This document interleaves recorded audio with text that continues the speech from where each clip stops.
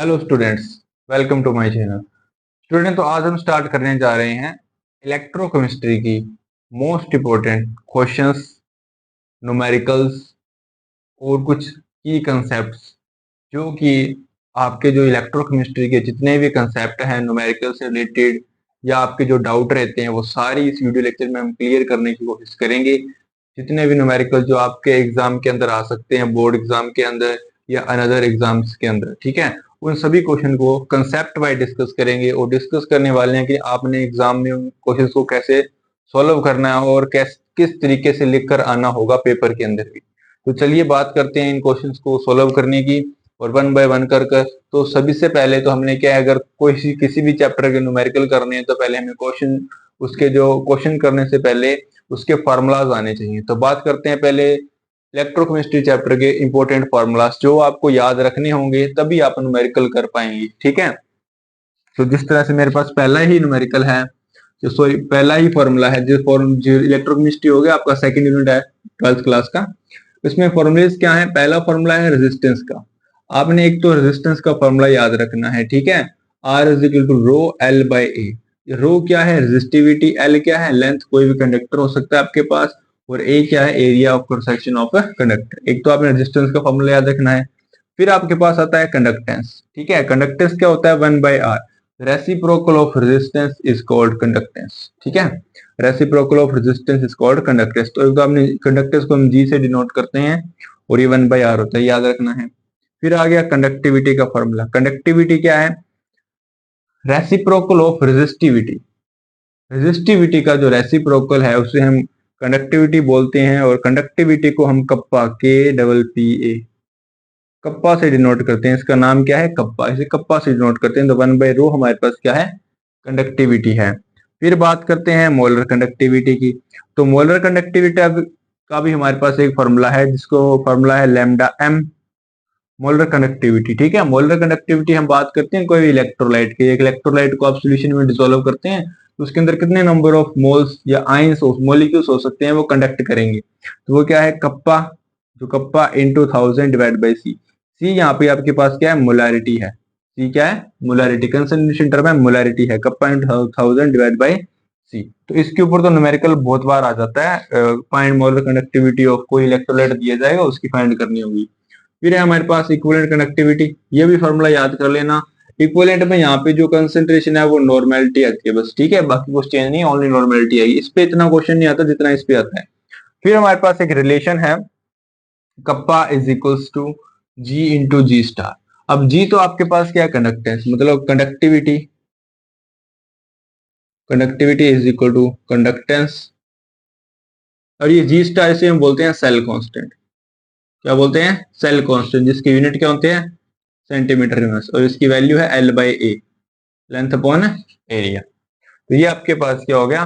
एक फॉर्मूला हो गया। इस पे न्यूमेरिकल आ जाता है कि बार कि हमें कंडक्टेंस दी जाएगी या रेजिस्टेंस दिया जाएगा, और रेजिस्टेंस मान लो कोई वायर का है या कोई कोई भी अनदर मटेरियल है या कोई सोल्यूशन दिया गया है उसका दिया जाएगा। तो उसमें आपको क्या है? कंडक्टिविटी निकालना पूछ सकते हैं रेजिस्टेंस दे के, और जो सेल है उसका एरिया और लेंथ देकर, ठीक है। तो कंडक्टिविटी इस फॉर्मूले से भी हम निकाल सकते हैं। फिर हमारे पास जो इंपॉर्टेंट लॉ है क्लरोच लॉ, ठीक है, ये इंपॉर्टेंट है। इसमें ये क्लरोच लॉ में क्या कहता है कि मान लो एट इनफाइनाइट डाइल्यूशन आपने सोल्यूशन को बहुत डाइल्यूट कर दिया, ठीक है। तो सोल्यूशन की जो मोलर कंडक्टिविटी होगी नहीं एट इनफाइनाइट डाइल्यूशन, सोल्यूशन की जो molar conductivity eight infinite dilution, वो इक्वल होती है सम ऑफ द इंडिविजुअल आयंस की कंडक्टिविटी के, ठीक है। जितने आयंस प्रेजेंट होंगे उन सभी आयंस की हम कंडक्टिविटी का अगर सम करते हैं तो वो पूरे सोल्यूशन या इलेक्ट्रोलाइट की कंडक्टिविटी के इक्वल होगा। जैसे मैंने एग्जांपल दिया है, lambda of NaCl is lambda of Na positive और लैम्डा ऑफ Cl नेगेटिव। ये Na पॉजिटिव जो सोडियम की और क्लोरीन की स्टैंडर्ड फिक्स होती है, ठीक है। ये आपको क्वेश्चन के अंदर गिवन होगी, अब निकालनी पड़ेगी NaCl की, ठीक है, इस तरह से। फिर इसकी एप्लीकेशन भी है। इसकी एप्लीकेशन क्या है? इसके अंदर हम अल्फा निकाल सकते हैं। अल्फा आपके पास क्या है? डिग्री ऑफ डिसोसिएशन, ठीक है। डिग्री ऑफ डिसोसिएशन क्या होती है? Alpha C divide by alpha naught. Alpha C का मतलब है आपके पास जो कंडक्टिविटी है कोई भी कंसंट्रेशन पर, कोई भी कंसंट्रेशन मतलब आप जो कंडक्टिविटी इससे निकाल रहे हैं वो अल्फा के पे, उस पे क्या है? सी है, ये वाली। और इनफाइनाइट डिल्यूशन जो स्टैंडर्ड होती है, जो फिक्स होती है, ठीक है। तो मान लो अगर आपको दो सोल्यूशन दिए गए हैं या कोई इलेक्ट्रोलाइट दिया गया है जिसकी आपने डिग्री ऑफ डिसोसिएशन निकालनी है, जैसे NaCl दिया जाए। अब NaCl की एक आपको फिक्स मान लो लैम्डा नोट दिया जाए, ठीक है, और लैम्डा सी आपको कोई कंसंट्रेशन बोल दे कि NaCl की 0.1 कंसंट्रेशन है, उसके ऊपर कंडक्टिविटी इतनी है, तो उसका मोलर कंडक्टिविटी आप पहले निकाल लेंगे, लैम्डा सी निकाल लेंगे, दोनों को डिवाइड करेंगे, वो डिग्री ऑफ डिसोसिएशन आ जाएगा।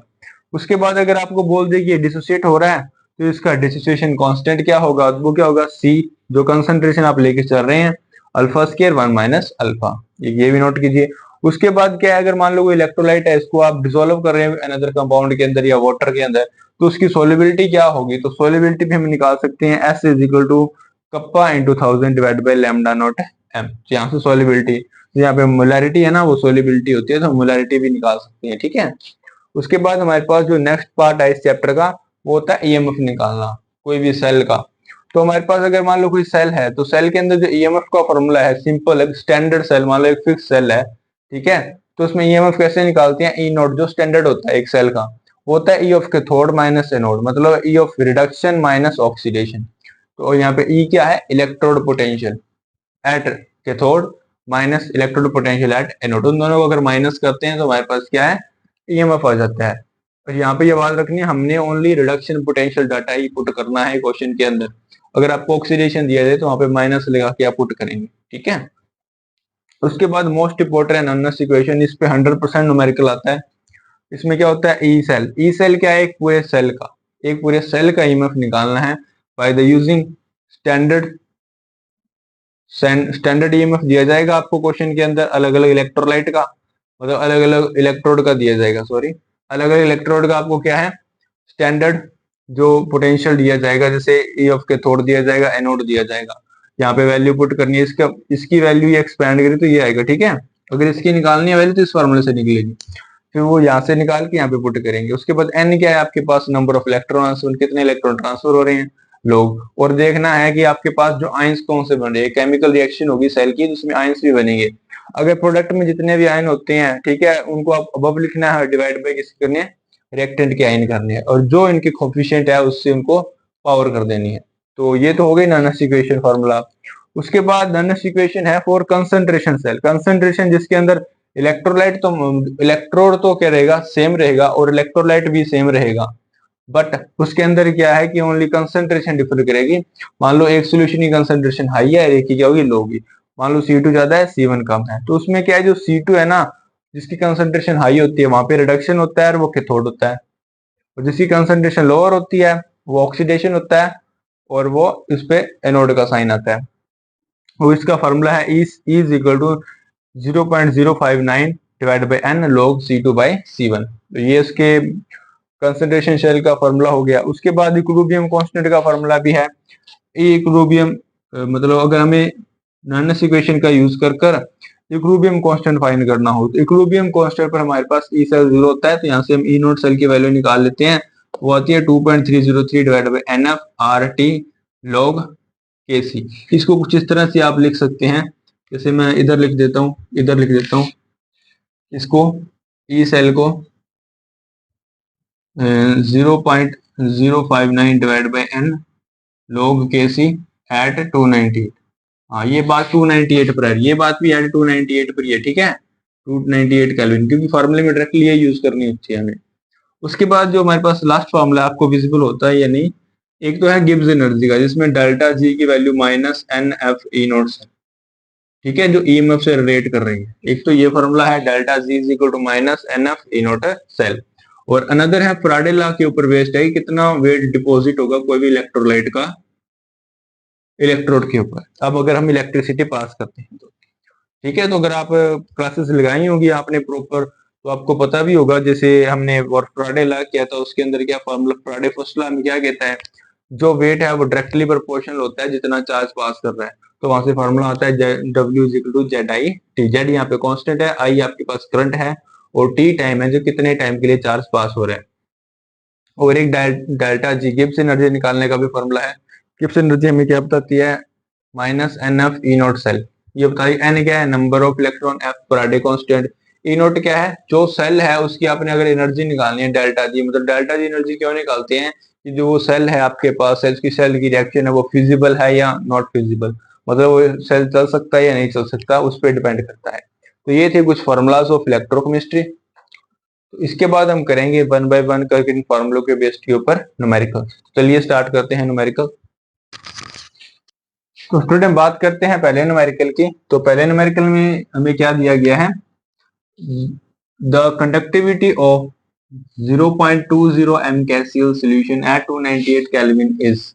हमें एक सॉल्यूशन की कंडक्टिविटी दी गई है, किसके, केसीएल के सॉल्यूशन की।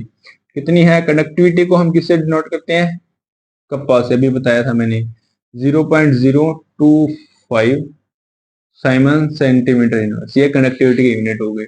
और हमें एक सॉल्यूशन दिया गया है, कौन सा सॉल्यूशन है, केसीएल का। केसीएल के सॉल्यूशन के अंदर उसकी आपको कंसंट्रेशन मतलब मोलैरिटी दी गई है, C is equal to 0.20 m, ये आपको कंसंट्रेशन दी गई है। पूछा गया है मोलर कंडक्टिविटी। मोलर कंडक्टिविटी क्या होती है, लैम्डा m। तो हमें क्या लैम्डा m फाइंड करना है। अगर इस क्वेश्चन में लैम्डा m फाइंड करना है तो पहले आपको लैम्डा m का फॉर्मूला आना चाहिए, जो भी लिखा है आपने कॉपी पर देख लीजिए। कप्पा इंटू 1000 डिवाइडेड बाई सी, और सी एम कौन सा, मोलैरिटी वाली कंसंट्रेशन। तो कप्पा की वैल्यू कितनी है, 0.025 इंटू 1000 डिवाइडेड बाई 0.20। बस सिंपली इसको सॉल्व कर दीजिएगा, आपके पास आंसर आ जाएगा। तो इसका आंसर कितना आएगा आपके पास,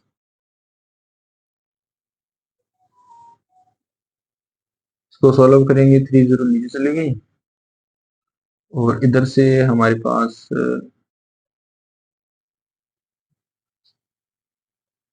ये एक जीरो ऊपर चली गई, तो ये बना आपके पास 250। ये जीरो को वैल्यू नहीं है, ठीक है, ये कैंसिल हो गया। 250 डिवाइड बाई 2 तो 125.0, ठीक है। इसकी ये क्या आ गया, लैम्डा एम। बस ये तो निकालना था आपने, लैम्डा एम की वैल्यू आ चुकी है।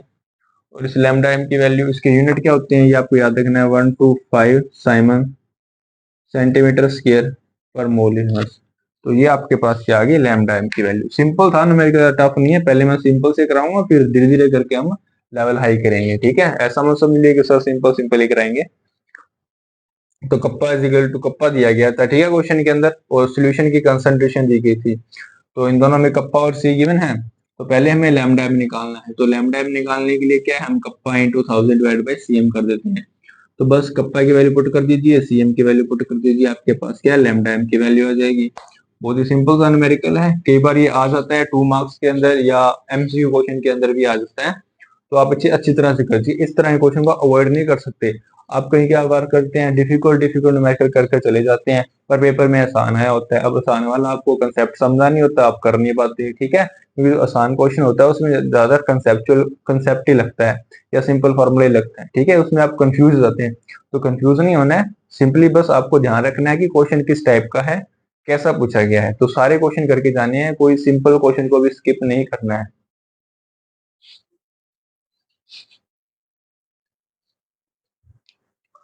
तो स्टूडेंट स्टूडेंट अभी बात करते हैं नेक्स्ट क्वेश्चन पर। तो नेक्स्ट क्वेश्चन हमारे पास है, the electrical resistance of column of 0.05 m NaOH solution, कि आपके पास क्या है, एक 0.05 NaOH का एक सॉल्यूशन है, ठीक है। और उस कॉलम का जो आपके पास डायामीटर है, सॉल्यूशन में लिखता हूँ डायामीटर, डायमीटर दिया गया है जिसके अंदर आपने सॉल्यूशन रख रखा है कॉलम के अंदर, 1 सेंटीमीटर है। अगर डायमीटर 1 सेंटीमीटर है तो उसका रेडियस क्या होगा, इसका हाफ मतलब 0.5 सेंटीमीटर क्या है, रेडियस है। और उसकी लेंथ L दी गई है, length L is equals to 50 centimetre. और उसका रेजिस्टेंस आपको गिवन है कितना, 5.5। तो इलेक्ट्रिकल रेजिस्टेंस दिया गया है 5.55 × 10⁻³ ओम, ठीक है। हमें पूछा क्या गया है, एक तो अपनी रेजिस्टिविटी, एक तो हमने क्या निकालनी है, रो निकालनी है। सेकंड हमने क्या निकालना है, कंडक्टिविटी, दैट मींस हमें कप्पा निकालना है। और लास्ट हमने क्या निकालना है, लैम्डा है। ये तीनों चीजें हमने क्या है, फाइंड करनी है। तो चलिए करते हैं इसको सोल्व। तो पहले सोचिए कि इस क्वेश्चन को हम सोल्व कैसे करेंगे, और हमें कौन कौन से फॉर्मूलेज आने चाहिए इस क्वेश्चन को सोल्व करने के लिए। एक तो रो है। अब रो कैसे फाइंड कर सकते हैं, आपने एक फॉर्मूला किया था, R is equal to rho l by A, ठीक है। ये फॉर्मूला क्या है, यहां से रो की वैल्यू क्या आएगी, देखिए A R into A divide by L, एक तो ये फॉर्मूला लग सकता है। रेजिस्टेंस पता है, ठीक है, एरिया नहीं पता, लेंथ पता है। तो पहले क्या करते हैं, हम एरिया निकाल लेते हैं। तो एरिया की वैल्यू क्या है मेरे पास,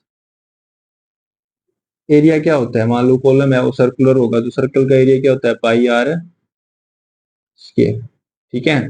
तो सर्कल होगा, सर्कुलर होगा ना कॉलम, तो उसका तो एरिया हो गया पाई आर स्क्वायर। अगर अब आर आर रेडियस हम निकाल चुके हैं, ये रहा, पाई की वैल्यू 3.14 इंटू आर, आर की वैल्यू आपके पास क्या आएगी, 0.5, इसका होल स्क्वायर। तो इधर से आपके पास एरिया आ जाएगा। तो जो आपके पास एरिया आ रहा है वो आ रहा है 0.785 सेंटीमीटर स्क्वायर, क्योंकि यहाँ पे सेंटीमीटर में दिया गया है। तो ये आपके पास एरिया आ गया। अभी मैं रेजिस्टेंस निकाल देता हूँ। तो रो इज इक्वल्स टू आर की वैल्यू 5.5 इंटू 10⁻³ इंटू एरिया की वैल्यू 0.785 और डिवाइडेड बाई आपके पास लेंथ आएगी, और लेंथ कितनी है, 50 सेंटीमीटर। तो इसकी यूनिट, इसको आंसर आप सिंपल इसको मल्टीप्लाई करेंगे, ठीक है। तो 3 जीरो नीचे आ गई और इधर से 2 जीरो और आ गई।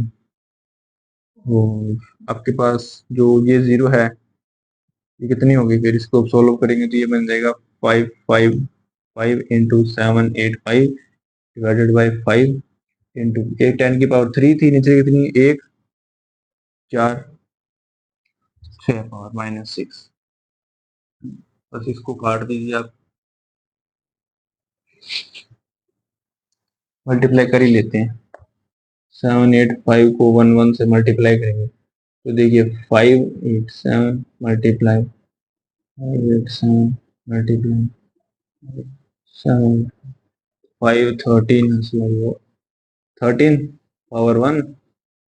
तो ये आपके पास रह गया 13 8 8 21 2 पावर, ये कितना आ गया आपके पास 19 पावर 1 8। तो ये 15 प्लस हाँ 7 आएगा, ठीक है। तो 87 आएगा। तो 87 इंटू 135 टेंस पावर -3 रह गया। इसको सॉल्व करेंगे तो बनेगा 87.135 ओम मीटर, ओम सेंटीमीटर, सॉरी ओम सेंटीमीटर, क्योंकि यहाँ पे जो ये एरिया सेंटीमीटर स्क्वायर में है, या लेंथ है, तो ये सेंटीमीटर कैंसिल हो गया, सेंटीमीटर रह गया। और रेजिस्टेंस की यूनिट क्या थे, ओम। तो ओम सेंटीमीटर ये आपके पास क्या आ गई, इस क्वेश्चन में रेजिस्टिविटी आ चुकी है। अब अगर हमने रेजिस्टिविटी निकाल ली, अब रेजिस्टिविटी के बाद सेकंड हमें क्या निकालना है, कंडक्टिविटी। अब कंडक्टिविटी और रेजिस्टिविटी में डायरेक्ट रिलेशन होता है। कंडक्टिविटी क्या होती है, 1/रो, बस मतलब इसका 1 बाई कर दीजिए, तो 1/87.135। तो आपका जो इसको आप 1 बाई से डिवाइड करेंगे तो आपके पास आंसर आ जाएगा रेजिस्टिविटी का, जो कि आंसर आ रहा है आपके पास 0.01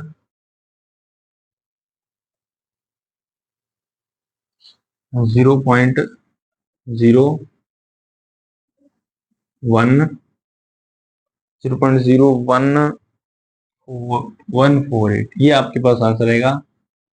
और ये बनेगा आपके पास यूनिट क्या बनेगी कप्पा की, इसको सॉल्व करेंगे तो एक जीरो में उधर लेके जाता हूँ, 2 जीरो, तो क्या बनेगा 1.148 × 10⁻²। और यूनिट बनेगी ओम इनवर्स सेंटीमीटर इनवर्स, या जिसको लिख सकते हैं साइमन सेंटीमीटर इनवर्स, ठीक है। तो ये इसकी यूनिट है, ये आपके पास कप्पा की वैल्यू होगी। अगर कप्पा की वैल्यू आ चुकी है कंडक्टिविटी की, तो आप लैम्डा एम, जो थर्ड हमें पूछा है क्या, मोलर कंडक्टिविटी, वो भी निकाल सकते हैं। बताइए मोलर कंडक्टिविटी का formula kappa into 1000 divided by C M concentration, ठीक है। तो कप्पा की value 1.48 × 10⁻12 -2 into 1000 divide by C, concentration कितनी है 0.05। बस इसे सोल्व कर दीजिएगा, आपके पास लैम्डा एम की वैल्यू आ जाएगी, ठीक है। तो यहाँ पे बस आपने क्या है, कप्पा की वैल्यू पुट कर दी, और सी कंसंट्रेशन हमें दी गई थी, वो वैल्यू मैंने पुट कर दी, तो लैम्डा एम की वैल्यू आ जाएगी। इसके अंदर जो लैम्डा एम की वैल्यू आ रही है आपकी 229.6 साइमन सेंटीमीटर स्क्वायर पर मोल इनवर्स।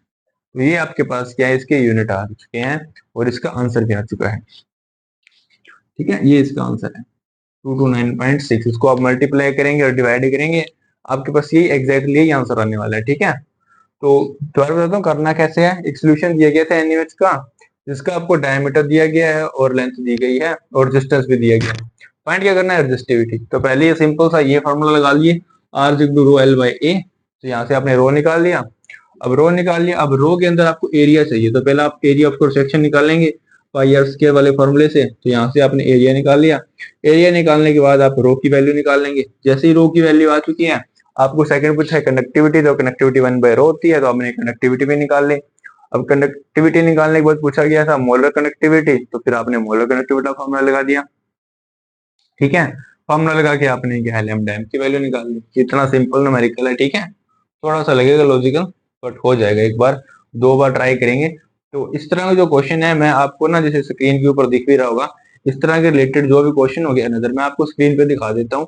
वो क्वेश्चन आप ट्राई करना और उसके आंसर हैं वो मुझे कमेंट में चाहिए। ठीक है, अगर आपने वीडियो देखा तो। स्टूडेंट बात करते हैं नेक्स्ट न्यूमेरिकल के ऊपर। नेक्स्ट न्यूमेरिकल में पूछा गया है हमसे the molar conductivity at infinite dilution for sodium acetate, HCl and NaCl are 91, 425.9 and 126.4 Simon centimeter mole inverse respectively. Calculate molar conductivity of acetic acid. तो आपने क्या है एसिटिक एसिड की मोलर कंडक्टिविटी निकालनी है। पहले तो आप क्वेश्चन को ध्यान से पढ़िए और मुझे ये बताइए इसके अंदर कौन सा कंसेप्ट लगने वाला है। ठीक है, अब जिन स्टूडेंट ने अगर नोट्स बनाए हैं या फॉर्मूलेस को लिखा हुआ है, उनको समझ आ चुका होगा। क्योंकि इसमें क्या है, जो आपके पास अलग अलग जो इलेक्ट्रोलाइट हैं या अलग अलग आपके पास जो मॉलिक्यूल्स हैं, उनकी कनेक्टिविटी दी गई है। जैसे मेरे पास क्या है, मैं तो लिखता हूँ लैम्डा ऑफ। अब देखिए, पहले तो सोडियम एसीटेट का फॉर्मूला पता होना चाहिए। सोडियम एसीटेट का फॉर्मूला क्या होता है, CH3COONA। ठीक है, ये इसका फॉर्मूला है। तो इसकी वैल्यू आपको दी गई है कितनी, 91 इसकी मोलर कंडक्टिविटी दी गई है। फिर आपको जो कनेक्टिविटी दी गई है HCl की कितनी है, 425.9। और थर्ड आपको कनेक्टिविटी दी गई है जो इनफाइनाइट डिल्यूशन पर NaCl की। तो NaCl की कनेक्टिविटी दी गई है कितनी है, 126.4। और आपने कनेक्टिविटी निकालनी है एसिटिक एसिड। ठीक है, पहले तो आपको ये फॉर्मूलेज आने चाहिए, इसकी आपने निकालनी है कनेक्टिविटी। अब पहले देखते हैं जो ये एसिटिक एसिड ये बनता कैसे है। इस क्वेश्चन को करना है तो थोड़ा ध्यान रखना है, रिएक्शंस आनी चाहिए। तो पहले बात करते हैं ये बनता कैसे है। ये बनता है हमारे पास, अगर हमारे पास एक ये वाला आयंस प्रेजेंट हो और प्लस हमारे पास H पॉजिटिव आयन प्रेजेंट हो। ठीक है, तो अगर ये दोनों कंबाइन करते हैं तो हमारे पास क्या एसिटिक एसिड बन जाता है। ठीक है, ऐसे ही होता है ना, अगर एसिटेट आयन है हमारे पास, H पॉजिटिव आयन है, दोनों कंबाइन करेंगे तो एसिटिक एसिड बन जाएगा। मतलब हमें मोलर कनेक्टिविटी तो इसकी चाहिए और प्लस इसकी चाहिए मोलर कनेक्टिविटी, और फिर किसकी निकल के आ जाएगी, एसिटिक एसिड की। पर हम ये बनाएं कैसे, तो हमारे पास जो थ्री आपके पास इलेक्ट्रोलाइट दिए गए हैं, जैसे हमारे पास एसीटेट है जो ये फर्स्ट वाला है, तो ये कुछ इस तरह से ब्रेक होता है आपके पास। ठीक है, डिसोसिएट होता है CH3COO negative plus Na positive. HCl कैसे होगा, H पॉजिटिव Cl नेगेटिव। और फिर आपके पास NaCl है, NaCl कैसे ब्रेक होता है भाई, Na पॉजिटिव Cl नेगेटिव। अब देखिए तीन इक्वेशन दी गई है आपको। ठीक है, ये तो इन तीनों में से आपको ये दोनों वाले आयंस दिखने चाहिए।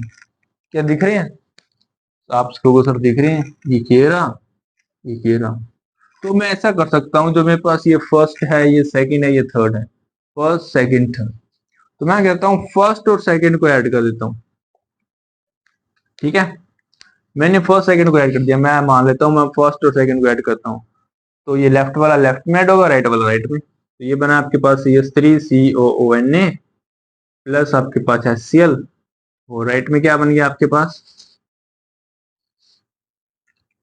Na पॉजिटिव, नहीं इधर लिख देता हूँ आराम से, CH3CO negative plus Na positive और प्लस क्या H पॉजिटिव प्लस है Cl नेगेटिव। ठीक है, अब हमने तो ये बना ली रिएक्शन। अब इसमें देखिए इस वाले कंपाउंड की, इसकी कनेक्टिविटी आपको गिवन है क्वेश्चन के अंदर, HCl की कनेक्टिविटी आपको गिवन है क्वेश्चन के अंदर। ठीक है, अगर इन दोनों की कनेक्टिविटी आप ऐड करेंगे तो इस वाले सॉल्यूशन की कनेक्टिविटी आ जाएगी। ठीक है, इस वाले की। बट इसके अंदर ध्यान से देखिए आपके पास ना दो आयंस एक्स्ट्रा प्रेजेंट है, इस रिएक्शन में दो आयंस एक्स्ट्रा प्रेजेंट है। कौन कौन से, एक तो आपके पास Na एक्स्ट्रा प्रेजेंट है और एक Cl नेगेटिव है, इसको करना है बाहर। तो मान लो सपोज कीजिए आपके पास ये फोर्थ इक्वेशन है, फोर्थ में से आप क्या करिए, 4 माइनस थर्ड कर दीजिए। ठीक है, जैसे ही आप 4 को माइनस करेंगे इसमें से, मैं इधर लिख दूं माइनस NaCl, और इधर क्या माइनस Na पॉजिटिव और Cl नेगेटिव। ठीक है, ये माइनस हो जाएंगे, तो ये इससे कैंसिल हो गए। ठीक है, और ये क्या बना CH3 CONa प्लस HCl, और प्लस क्या बना N माइनस NaCl। ठीक है, ये तीनों मिलकर क्या बनाएंगे CH3 COH पॉजिटिव प्लस है H पॉजिटिव। ठीक है, ये नहीं यहाँ पे नेगेटिव और ये पॉजिटिव बनाएंगे।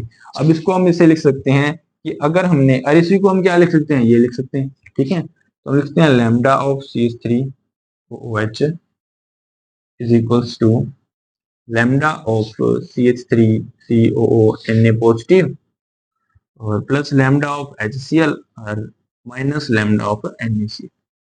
ठीक है, तो पहले तो आपको ये रिएक्शंस लिखनी आनी चाहिए। अगर रिएक्शंस लिखनी आ चुकी हैं उसके बाद ये आप स्टेप कर सकते हैं। तो अभी देखिए, जहां से हमने इसकी निकालनी थी, हमें इसकी भी गिवन है कंडक्टिविटी एसीटेट आयन की, HCl की भी गिवन है और NaCl की गिवन है। मैं सारी वैल्यूज पुट करूं, 91 प्लस क्या आएगा 4 2 5.9 है क्या, 9 माइनस NaCl कितनी है 126.4। इसे आप सॉल्व करेंगे, आपके पास कंडक्टिविटी आ जाएगी सोल्यूशन की। तो आपके पास जो एसिटिक एसिड है उसकी कंडक्टिविटी आएगी 390.5 साइमन सेंटीमीटर स्क्वायर पर मोल इनवर्स। तो इस तरह से आपने क्वेश्चन करना है। ठीक है, तो इसमें क्या है कि ज्यादा डिफिकल्टी वाली बात नहीं है, बस आपको ओनली इतना पता होना चाहिए कि आपको जो आयंस दिए गए हैं वो ब्रेक कैसे होंगे, मतलब वो डिसोसिएट कैसे होंगे।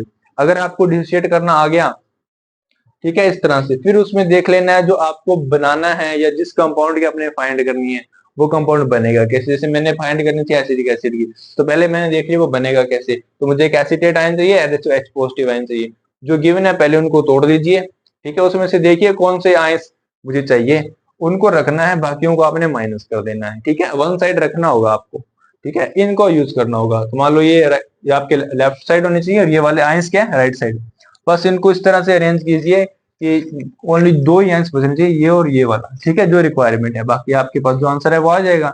तो इस तरह से आपने ये क्वेश्चन करना है, और ये इंपॉर्टेंट क्वेश्चन है। ये वाला क्वेश्चन बहुत बार पेपर में आ चुका है पंजाब बोर्ड वाले स्टूडेंट के लिए, और CBSE वालों के लिए भी आ चुका है। ठीक है, तो अच्छी तरह से कर। ये था पार्ट 1 ऑफ न्यूमेरिकल। आप एक बार इतने न्यूमेरिकल कीजिए, मैं नेक्स्ट वीडियो के अंदर आपको जो इंपॉर्टेंट क्वेश्चन है, थोड़े से ट्रिकी क्वेश्चन होते हैं जो EMF के, जो हमेशा आते ही आते हैं, ठीक है, वो हम नेक्स्ट पार्ट में डिस्कस करेंगे। तब तक मैं आपको कुछ क्वेश्चन देके जा रहा हूँ, ठीक है, जो आपको स्क्रीन पर विजिबल है। तो वो क्वेश्चन आप जरूर ट्राई कीजिए और उनके आंसर है मुझे कमेंट में बता देना कितने आ रहे हैं। चलिए मिलते हैं हम नेक्स्ट लेक्चर के अंदर। Thanks, have a nice day for watching.